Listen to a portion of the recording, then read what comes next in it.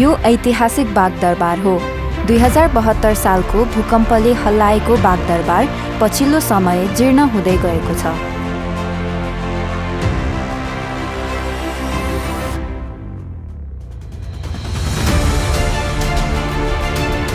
भूकम्प अघि काठमाडौँ महानगरपालिकाले पूर्ण रूपमा भोगाधिकार गर्दै आएको यो भवन सम्बन्धित निकायले चासो नदिँदा अहिलेसम्म पनि संरक्षणको पर्खाइमै छ। पृथ्वीनारायण शाहका पालामा उनका भाइ भारदारले प्रयोग गरेको यो क्षेत्र पछि राणाकालीन समयसम्म विभिन्न कालखण्डको साँचीको रूपमा ठडिरहेको छ। पछिल्लो समय करिब 17 रोपनी क्षेत्रफलमा सीमित रहेको यो दरबार राणाकालीन समयमा उत्तरमा धरारादेखि दक्षिणमा केन्द्रीय कारागारसम्म फैलिएको थियो। धरहरा छ नि त्यहाँसम्म आएको हुन्छ। अर्को त खिल ढल जाने चाहिँ बाको भएर तल चाहिँ चौधारा जस्तो पुग्छ नि त्यहाँसम्म त्यो पक्कै छ। सेन्ट्रल जेल छ नि जेल पारिपट्टि भयो त्यहाँसम्मको यो पुरै हो नि त त्यो बागदरबार। त्यो त के भने अब उसकै पालामा पनि केही बिक्री हुन सुरु भयो होला, हरिशमशेरको पालामा पनि होइन। हरिशमशेरका छोराहरूले सन्तानहरूले कसैलाई बेच्दै गयो होला, कतिलाई बकस दियो होला होइन। सरकार बहुसाथ पाऊँ मेरो केही छैन भनेर गयो होला।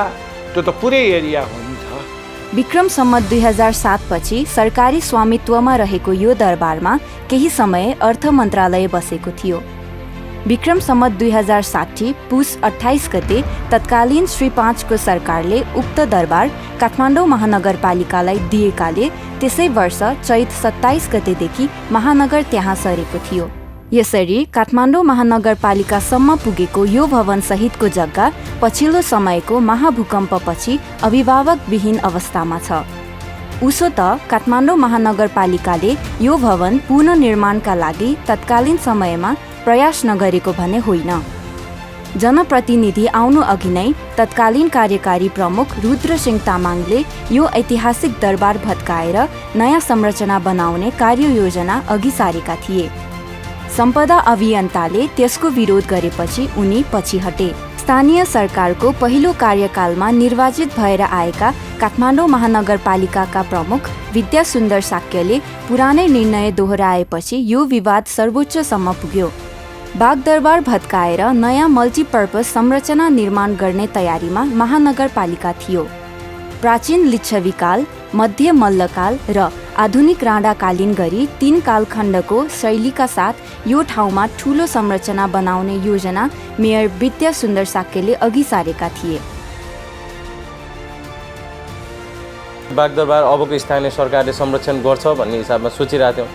अब त्यो विलासी जीवनका जुन दरबारहरू भत्काए पनि पैसा छ, बनाए पनि पैसा छ कि होइन। त्यो कारणले गर्दाखेरि चाहिँ नयाँ बनाउँदाखेरि पनि पैसा भयो, भत्काउँदाखेरि पनि त्यसको त एकदम थुप्रै पैसा आउने भयो नि त। किनभने त्यहाँ ठुला ठुला काठहरू छ, कलात्मक झ्यालहरू छ, थुप्रै कुराहरू छ होइन। अनि त्यो कुरा हुने बित्तिकै हामीले चाहिँ काठमाडौँ महानगरपालिकालाई चाहिँ विभिन्न समयमा चाहिँ सचेत गरायौँ। पुरानो कुरा पनि सचेत गरायौँ र त्यहाँ हुनुपर्ने यही कुराहरूलाई चाहिँ अडानको रूपमा लैजाँदा यदि केही स्ट्रक्चर बनाउनु छ भने बागदरबारभित्र छिर्ने साइडको भागहरूलाई पनि बरु भूकम्प प्रविधि एउटा नमुना हिसाबबाट चाहिँ बनाउन सकिएला भनेर हामीले भन्दै गर्दै पनि उहाँले चाहिँ मतलब त्यो अडानको रूपमा महानगरको भवन त्यहीँ बनाउने भन्ने एउटा चाहिँ एकदम एकोरिएर तपाईँलाई अगाडि बढ्नुभयो। र त्यो बढिसकेपछि हामीसँग चाहिँ अन्तिम विकल्प भनेकै तपाईँलाई चाहिँ न्याय माग्न जाने ठाउँ भने सम्मानित सर्वोच्च अदालत भयो। सर्वोच्च अदालतले बागदरबारमाथि काठमाडौँ महानगरको भोग चलनको मात्रै अधिकार रहेको तर स्वामित्व नरहेको भन्दै भत्काएर नयाँ बनाउने योजना गलत ठहर गर्यो। तत्पश्चात महानगरपालिकाको चासोभन्दा बाहिर नै रह्यो बागदरबार। भूकम्प र त्यसपछिका पराकम्पनबाट कार्यालय सञ्चालन गर्न नसकिने अवस्थामा पुगेको बागदरबारका राजस्व विभाग र शहरी विकास विभाग बाहेक महानगरका अन्य विभाग, जिल्ला समन्वय समिति, बब्बर महल, राष्ट्रिय सभागृह र सुन्दारामा रहेको जेडीए कम्प्लेक्समा सञ्चालन भइरहेका छन्। एकै स्थानबाट महानगरले सेवा सञ्चालन गर्न नसक्दा सेवाग्राहीले शास्ति पाइ नै रहे। यो कुराबाट अनभिज्ञ छैन महानगर पनि। सेवाग्राही त छोड्नुहोस्, हामी जस्तो जनप्रतिनिधि कार्यालय कर्मचारी यिनीहरूलाई पनि गाह्रो भइसकेको छ। कि हामीले एउटा कामको लागि यी सबै ठाउँमा चाहिँ घुम्नुपर्ने भएपछि अब हामीलाई गाह्रो छ भने सेवाग्राहीलाई कति गाह्रो भयो होला। एउटा चाहिँ बानेश्वरबाट चाहिँ नक्साको चाहिँ त्यहाँ कार्य भयो भने त्यसलाई फेरि सरल गर्नको लागि चाहिँ बागडोगरा जेडिए भवनमा आएर चाहिँ कार्यकारणलाई चाहिँ सिग्नेचर गराउनुपर्छ। अब तपाईँ सोच्नुहोस् त कति चाहिँ हाम्रा चाहिँ सेवाग्राहीहरूलाई गाह्रो भयो होला। त्यस कारणले गर्दा शीघ्रभन्दा शीघ्र यो अहिले जीर्ण रहेको चाहिँ बागडोगरालाई चाहिँ रेट्रोफिटिङ गरेर एकै ठाउँबाट चाहिँ सेवा विस्तार चाहिँ गर्नुपर्छ। यस अघिका मेयर विद्यासुन्दर साक्यको पालामा महानगरले बागदरबारको नामको विषयमा अर्को विवादको समेत सृजना गरेको थियो, बागदरबार वा हरिभवन। काठमाडौँ महानगरपालिकाले भत्काउने भनेको भवन बागदरबार नभई राणाकालीन समय हरिशमशेरले भोग गरेको हरिभवन भएको महानगरको तर्क थियो।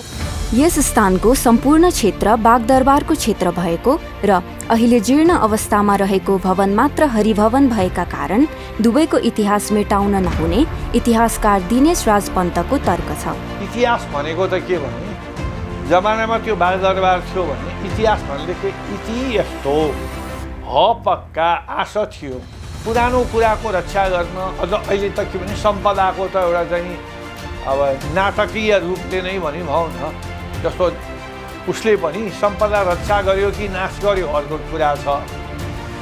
अहिले त भनौँ न हरेक क्षेत्रले स्थानीय सरकारले होस्, प्रादेशिक सरकारले होस्, सङ्घीय सरकारले भएको बेलामा त एक किसिमले चाहिँ यसलाई चाहिँ हरिभवनको पनि इतिहास मेट्न हुँदैन, तर बढी पुकार्नुपर्ने त बागदरबारै। यता सम्पदा अभियन्ता गणपतिलाल श्रेष्ठ हरिभवन र बागदरबारका नाममा काठमाडौँ महानगरपालिकाले अल्मलाउन खोजेको आरोप लगाउँछन्। जीवन्त दरबार भनेर चाहिँ हामीले चिनाउनको लागि चाहिँ सगोलमा बागदरबारै भनेर हामीले चाहिँ चिनाउन खोज्यौँ होइन। तर यो बागदरबार होइन, यो चाहिँ एउटा होइन नयाँ भवन बनाउनको लागि होइन, यो एउटा नर्मल भवन हो होइन, यो चाहिँ एउटा व्यक्तिको भवन हो भन्ने किसिमले चाहिँ हरिशमशेरको उहाँको छोरालाई होइन ल्याएर तपाईँलाई चाहिँ उहाँको कुराहरू राखेर एउटा नर्मल मेरो भवन हो भन्न लगाएर होइन। अनि यो हरिभवन र बागदरबारमा धेरै कन्फ्युजन। आज पनि महानगरपालिकाको धेरै लेटर हेड हेर्नुहोस्, हरेक हेर्नु बागदरबार भन्ने छ। पछिल्लो समय बसेको हरिशमशेरको एउटा हरिभवनको रूपमा मात्र तुलना गर्नलाई चाहिँ उहाँहरूले खोज्नु भएको हो। तर हामीले हेर्दाखेरि चाहिँ त्यो ओल्ड बागदरबार हो, किनभने अझ पनि त्यहाँ तलेजु भवानीको मन्दिर जीर्ण छ, 90 सालपछि बन्या स्थित छैन। त्यो ठाउँमा तान्त्रिक विधिले बन्या देवीको स्थलदेखि लिएर थुप्रै कुराहरू चाहिँ त्यहाँको चाहिँ होइन कालान्तरको कुराहरू चाहिँ छ। तपाईँलाई सम्मानित अदालतमा मुद्दा लड्नको लागि एउटा बाटो मात्र उहाँहरूले चाहिँ र कन्फ्युजन गर्नको लागि मात्र हरिभवनको व्याख्या गर्नुभयो होइन। हामी त समष्टिगत रूपमा चाहिँ बागदरबारकै जुन परिसर पहिला थियो त्यो परिसर भनेको मतलब यो अहिलेको धरहरासम्म पनि होइन, त्यो क्षेत्र चाहिँ हिजोको दिनको होइन आजको दिनसम्म पनि तपाईँलाई चाहिँ कल्पना गरेर हिजोको दिनको कुराहरूलाई भोलिसम्म पनि चिनाउने हिसाबमा जानुपर्छ। त्यो कारणले गर्दाखेरि म चाहिँ बागदरबारै भनेर बुझ्न रुचाउँछु। पछिल्लो समय भने यसका नाम र संरक्षणका विषयमा खासै विवाद भने देखिएको छैन। काठमाडौँ महानगरपालिकाले सर्वोच्च अदालतको आदेश र सम्पदा अभियन्ताको आवाज सम्बोधन गर्दै यो क्षेत्रको संरक्षण गर्ने भएको छ। भवनको रेट्रोफिट अर्थात् प्रबलीकरण गर्ने भएको हो, जसका लागि महानगरपालिकाले चालु आर्थिक वर्षमा 25 करोड रुपैयाँ विनियोजन समेत गरिसकेको छ। इतिहासलाई फेरि पूर्ण जगेर्ना हुने गरिकन अब रहेको चाहिँ यो बागदरबार हरिभवनलाई चाहिँ काठमाडौँ महानगरपालिका फेरि बस्न योग्य हुने गरिकन चाहिँ यसलाई चाहिँ रेट्रोफिटिङ गर्न गइरहेको अवस्था छ। यो आर्थिक वर्षभित्र यो अहिले जीर्ण रहेको चाहिँ बागदरबारलाई चाहिँ रेट्रोफिटिङ गरेर एकै ठाउँबाट चाहिँ सेवा विस्तार चाहिँ गर्नुपर्छ। यता सम्पदा अभियन्ताले भने महानगरले रेट्रोफिट गरी पुनः सञ्चालनमा ल्याउने भवनको विरोध गर्ने जनाएका छन्। बागदरबार ऐतिहासिक महत्त्वको क्षेत्र भएका कारण दैनिक कामकाज गर्न नहुने तर्क उनीहरूको छ। यसलाई एक नम्बर सङ्ग्रहालयको रूपमा प्रयोग गरौँ, एउटा कृति नै हुन्छ। होइन भने पनि चाहिँ यसलाई चाहिँ के भने रेट्रोफिट गरिसकेपछि दैनन्दिन चल्ने खालको अड्डाको रूपमा प्रयोग गरौँ। कुनै शाखाहरू राखेर खालि बनायो त्यसै चाहिँ राख्ने काम नगरौँ। हाम्रो पुरानो उखान पनि के छ भने जुन घरमा धुवा हुँदैन त्यो चाँडै थोत्रिन्छ। त्यसले पुराना दरबारहरू जुन बेलामा अहिले जस्तो सम्पदा भनेर कराउँथेनन्, त्यो नकराउँदा पनि के गर्थे भने त्यो अड्डा राख्थे, पुर्याउनु भएन। पहिले कुमारी चोक अड्डादेखि लिएर सारा अड्डाहरू त्यो हनुमान ढका दरबार वरिपरिमै थिए, किन परिसर थियो, अहिले प्रयोग हुनु पर्यो। त्यो सबभन्दा राम्रो छ नि सङ्ग्रहालय राख्न सकियो भने, किन आवश्यक छ, किनभने यो त ठुलो लामो इतिहास भएको क्षेत्र हो। तपाईँलाई कामकाजको कार्यालय चाहिँ टेकुमै अगाडि बढाउनुपर्छ भन्ने हाम्रो सुझाव हो र यो ऐतिहासिक बाग दरबारलाई त्यसको महत्त्वलाई पनि कायम गरेर बाहिरबाट आउने एउटा पाहुनाहरूलाई सत्कार स्वागत होइन र त्यहाँ चाहिँ सेमिनार गोष्ठी त्यो किसिमको हिसाबबाट चाहिँ त्यसलाई चाहिँ सञ्चालनमा ल्याइयोस् र हिजो भएको कालखण्डको होइन जीवन्त सङ्ग्रहालयको रूपमा चाहिँ त्यसलाई पनि डेभलप गरोस् भन्ने नै हाम्रो चाहना हो। हाल काठमाडौँ महानगरपालिकाले उक्त भवनको करिब 5% भाग मात्रै प्रयोग गरिरहेको छ। नगर प्रहरी, कानुन विभाग, न्यायिक समिति र जन्मदर्ता घटना विवरण पञ्जीकरण शाखा लगायतका सेवा महानगरले यो भवनबाट उपलब्ध गराइरहेको छ। 3 कालखण्डको साक्षी बसिसकेको यो ऐतिहासिक बागदरबार क्षेत्रलाई अहिलेकै अवस्थामा राख्ने भन्दा पनि यसको पुरातात्विक महत्त्वलाई आत्मसात गरेर संरक्षण गर्नु बुद्धिमानी हुनेछ।